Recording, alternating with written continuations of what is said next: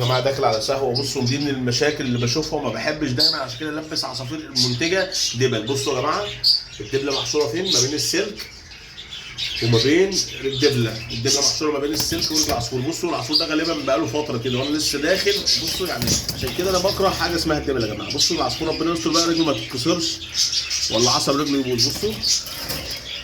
بصوا العصفور، لا حول ولا قوه الا بالله. ان شاء الله باذن الله بقى نتابع معاها كده ان شاء الله ربنا يسترها بقى. فعشان كده انا بكره موضوع انك تلبس عصافير منتجه دبل.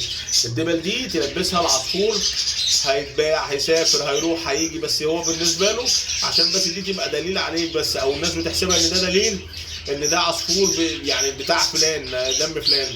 لكن انا ما بفضلش الدبل للعصافير المنتجه يا جماعه. حاجه زي دي شفناها بعينينا اهو كانت ممكن تؤدي لكوارث يعني.